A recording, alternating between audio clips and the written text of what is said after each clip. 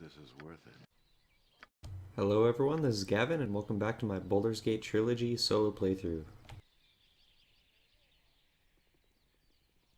In this episode we'll be doing the Buried Alive quest, a couple other small quests, and the Mae'Var Guild Hall.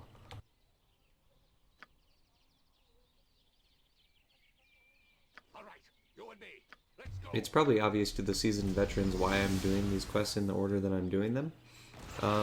But for those of you that don't know, these are fairly low level quests, so I'm doing my best to get as much experience as possible easily, so I can get my fighter levels back.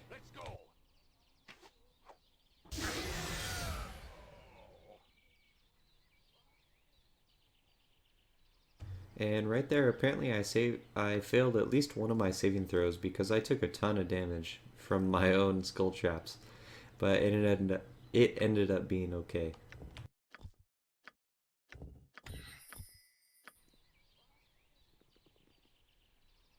Oh, hello?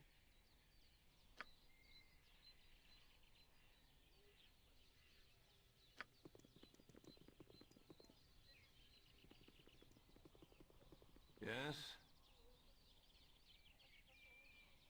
Now I've been considering doing another playthrough where I actually read everything.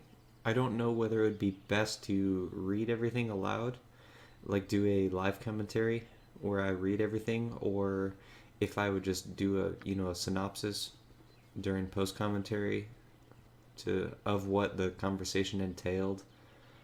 Um, I'm just trying to figure out what would be the best way to do, a proper playthrough of the game with party members, everything like that.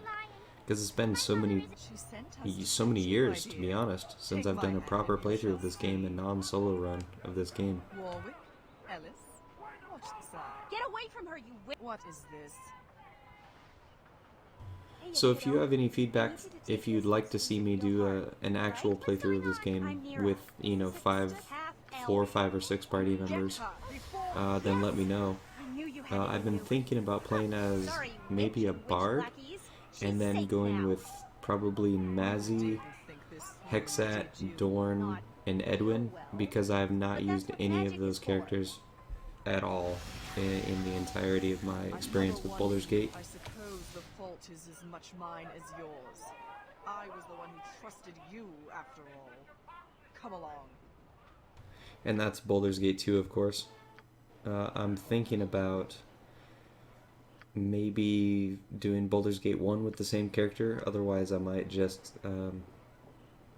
maybe not record it, but I just play through solo as a bard in Baldur's Gate 1 and just power through the game and then get to the point where we could start in Chateau Arenikis. But like I said, if you have any input regarding that, what you'd like to see from my channel in the future, then that would be cool. And also let me know what sort of character you'd like to see me go through Siege of Dragonspear blind. Odds are I'll do either live commentary for that playthrough,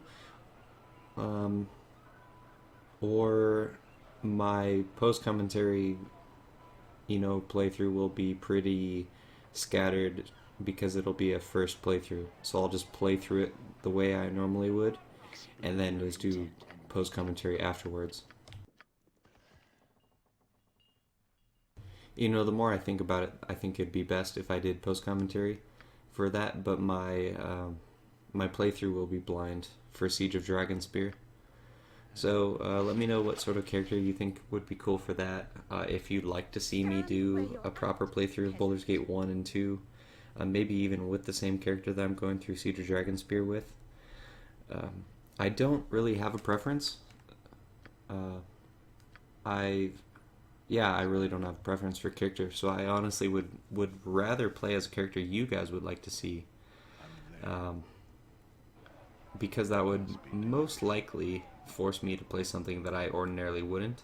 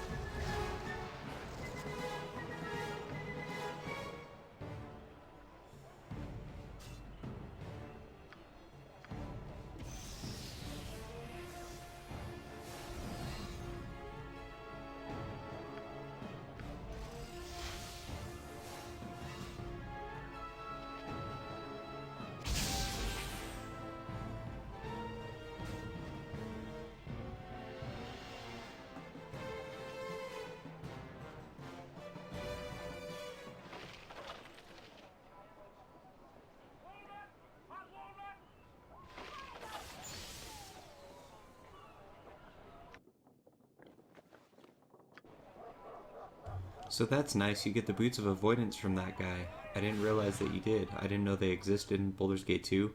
But for those of you that didn't know, or you're new to the series or to the channel in general, the Boots of Avoidance give you +5 to missile attacks, +5 to your armor class. So that's very good. You become essentially immune to any sort of ranged attack. They have to critically hit you in order to hit you with a ranged attack. Some wild magic is wild. Not sure, me too. In the meantime, it looks like I'm hoofing it. Unless you happen to have a jade figurine of a horse and a saddle. So I felt kind of stupid. In some previous episodes, I had tried to avoid triggering that Nira quest like the plague. I'd go way out of my way to avoid triggering that, and then I accidentally did right here, and it didn't make any difference at all.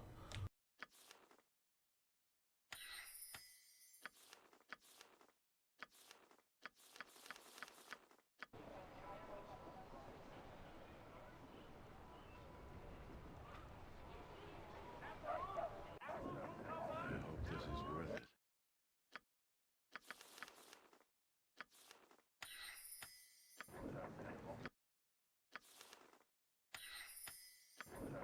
It's a cold and dreary day when the thumb coat extend a bit of hospitality to his guests. Come. So here you enter see and me be just welcome at the re-up sea's my contingency.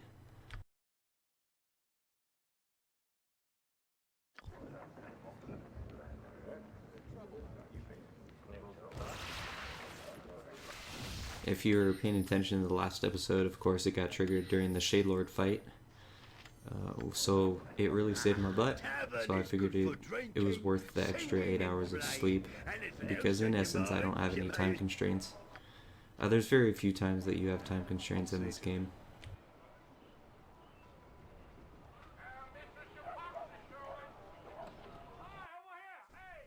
What is it? You'll have to excuse me if I stare, as you're not quite what I was expecting. From all I've been told, I was expecting someone... Yes, the details. How shall I put this? One of my guild houses to the south is run by a rather ambitious fellow named Mae'Var. And if I remember correctly, today is the day that we get back our fighter levels. So that's pretty exciting. From here on out, my character is going to be ultra powerful. I'm going to just steamroll everything. As of recording this, I'm already in the Underdark. I'm ultra powerful. I haven't had any trouble with anything.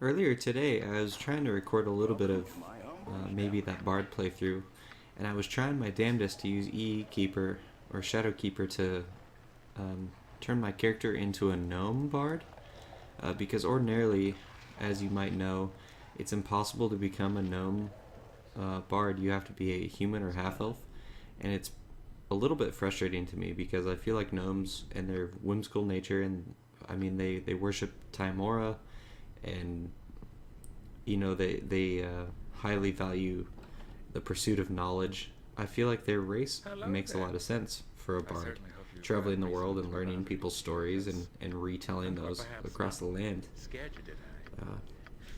So from a role-playing standpoint, I really wanted to play a gnome bard.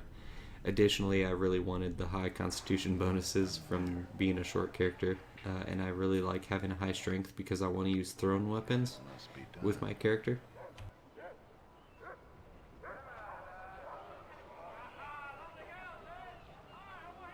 But I couldn't trick the game into doing it.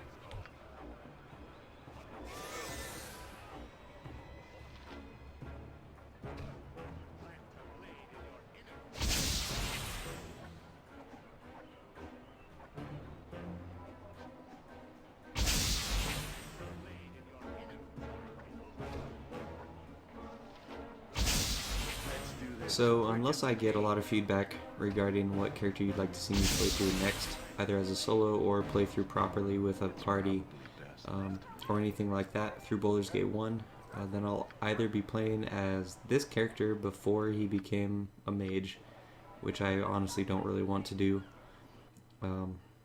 or my Ranger Cleric, or my Fighter Thief multi-class.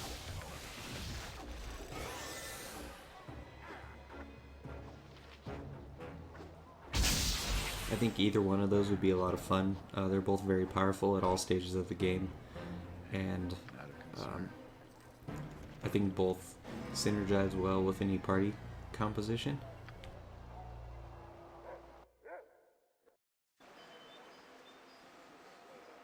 I hope this is worth it.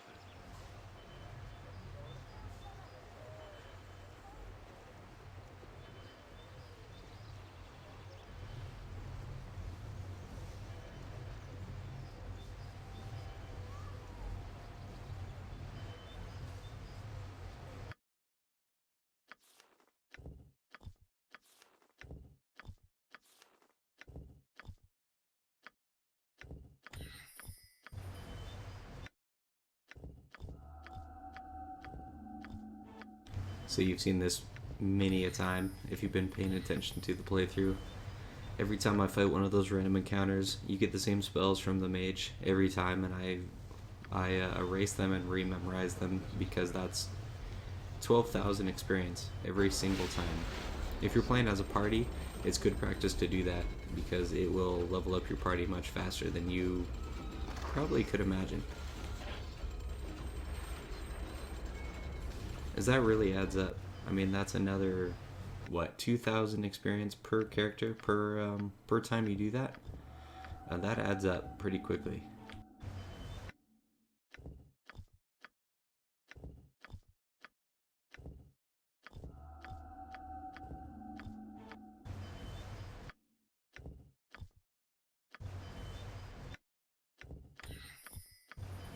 hope this is worth it.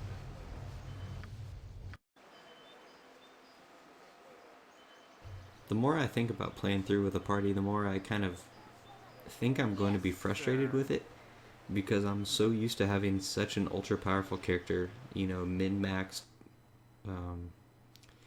just being so much more powerful than my enemies, and then going to a six-man party, having to micromanage everything, you know, playing the game legitimately. It'd be completely different than what I'm used to.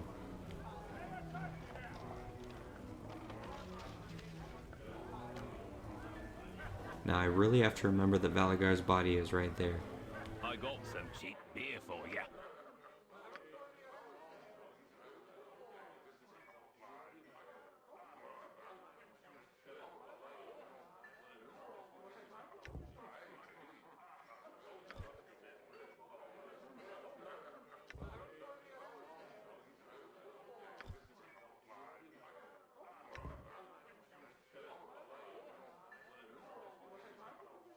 So Incendiary Cloud is quite good. I was looking at that for a minute, but it just has an opportunity cost that's too high because it costs you know a Horrid Wilting because it's a level 8 spell, and Horrid Wilting is just the best damage spell that you can get in the game.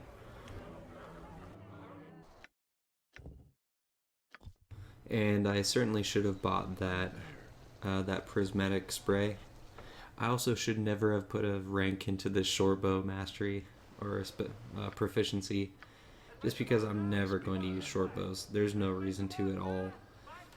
With my high strength, thrown weapons like this dagger I'm using is always going to outdamage the shortbow, and it just makes no sense to have that shortbow proficiency. I'm a little frustrated with myself for putting a rank into it. But the more I think about it, the more I realize it just doesn't matter.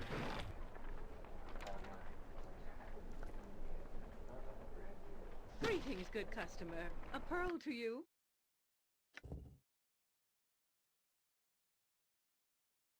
You see me eyeballing Vylor's helm right there. I'm gonna end up buying it right now. Anything you need, I can likely provide, I assure And you can see it's redded out for me right now because I'm a mage, but as soon as I get my fighter levels back, I get that, which means I get another mage and potentially another fighter that's better than the Berserker from my the Horn of Valhalla.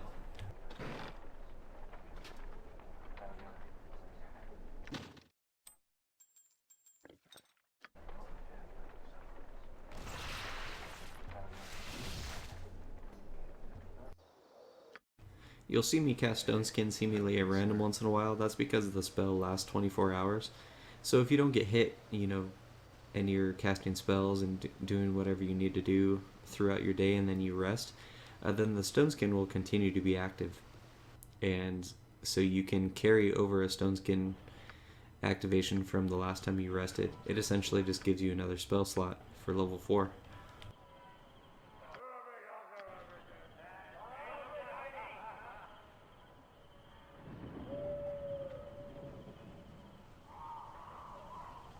And my apologies for not talking about the game very much this episode.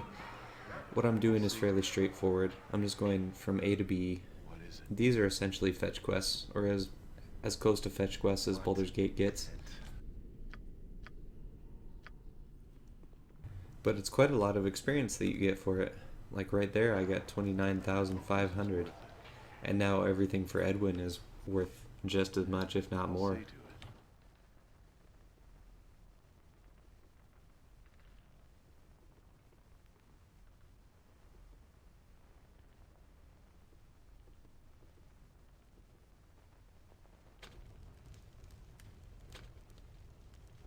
So I figured I'd bust open a couple of these doors best I could, get 100 gold. I guess in hindsight that doesn't make any difference, but felt good to do at the time. Greetings. I am Edwin Odesseron. You simians may refer to me merely as Sir, if you prefer a less syllable-intensive workout.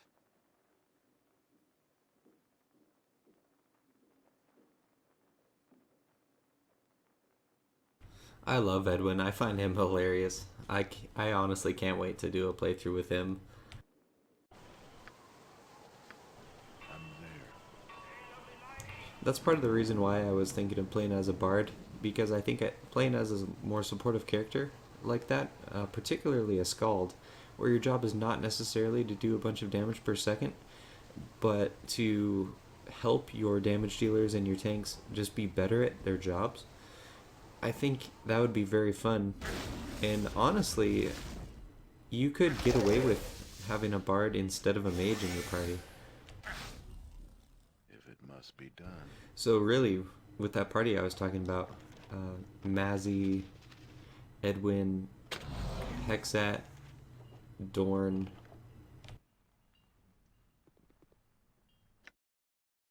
and my character, I guess that's all 5. You really could get away with that, because a bard makes a pretty decent mage.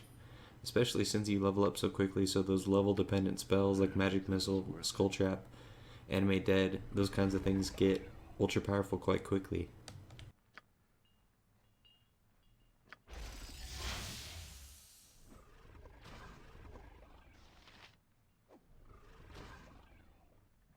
And yes, you do lose out on some of that end game power, just due to the fact that you don't have level 7, 8, 9 spells. But you do get, Time Stop Trap. You get Spike Trap, which is just super powerful. You get the Enhanced Bard Song, which is a better version of the Scald Song.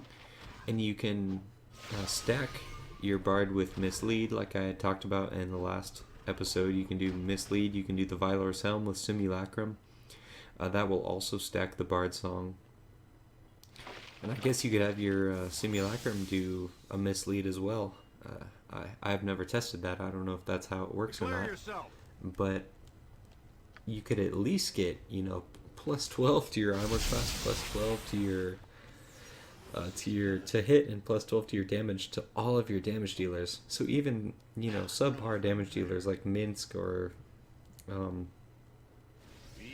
I don't know, I guess to a lesser extent Dalagar, any of the other fighters that aren't necessarily optimal in this game. I mean, they just become insane.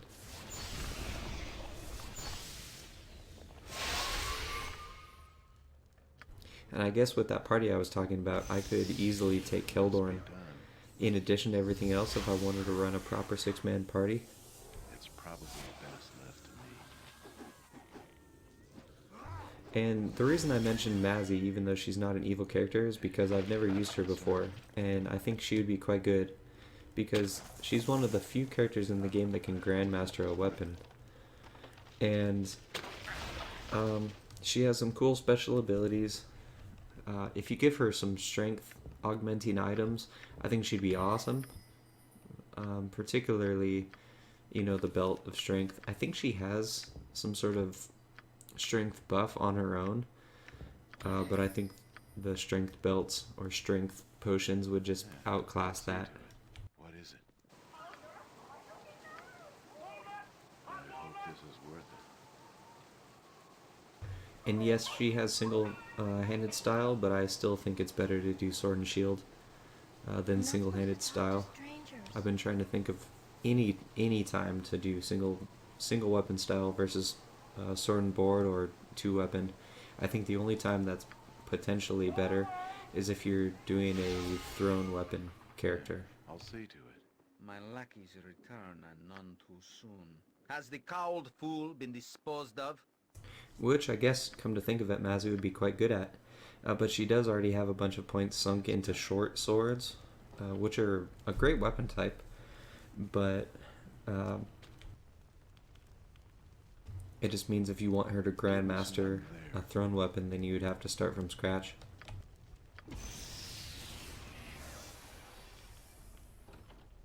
So you would almost have to go do Umar Hill stuff right off the bat.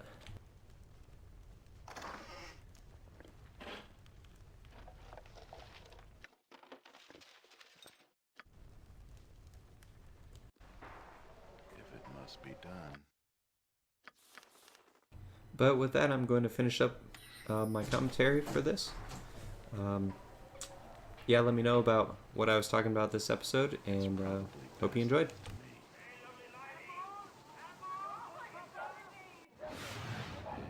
Not a concern. It's a cold and dreary day when the thumb can't extend a bit of hospitality to his guests. Come, enter and be welcome at the sea's bounty. Ew, pal.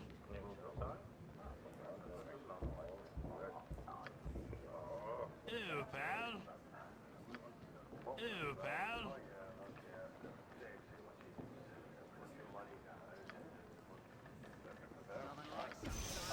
Ew, pal.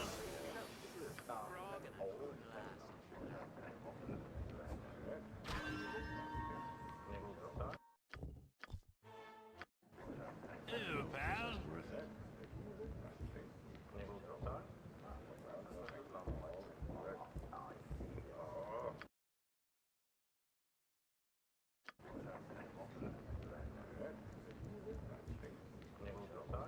It's a cold and dreary day when the thumb can't extend a bit of hospitality to his guests. Come, enter. Ew, pal.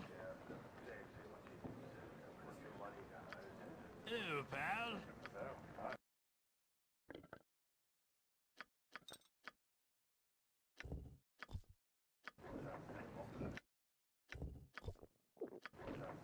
Ew, pal. Ew, pal.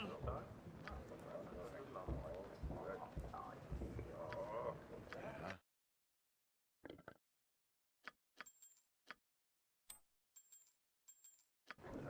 Ew, pal. I'll see to it.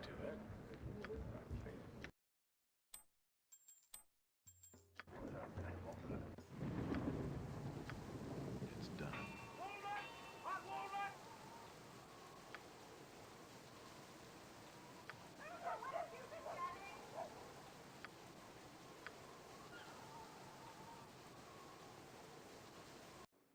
I'm there.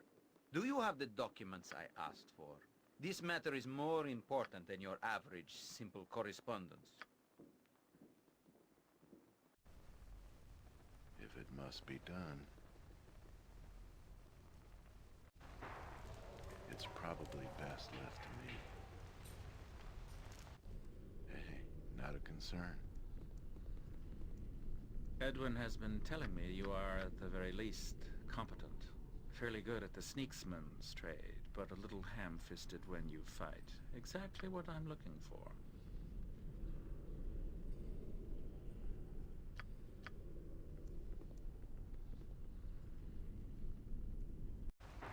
I hope this is worth it. I'll see to it.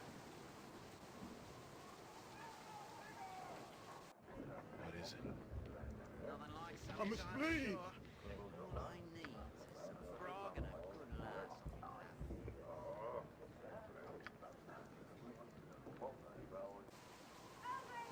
This is worth it.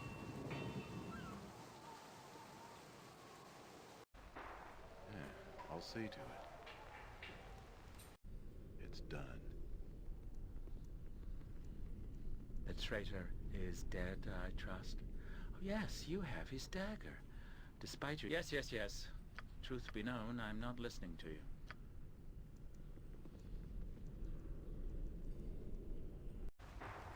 I'm there. If it must be done. It's probably best left Well, to me. you have surpassed the exceedingly low expectations I had of you. You now have the trust of Mae'Var securely in hand and have proven your competence to me once more, though just barely.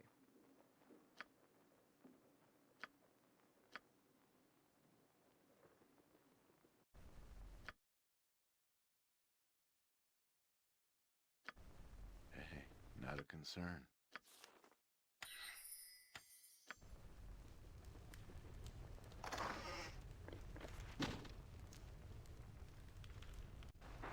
I hope this is worth it.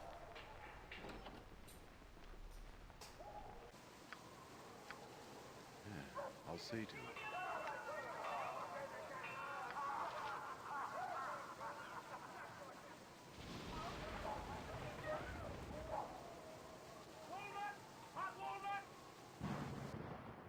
What is it? Yes, I'm still here. Only the last part of our deal remains to be carried out. Go and eliminate Mae'Var, then, with my full authority.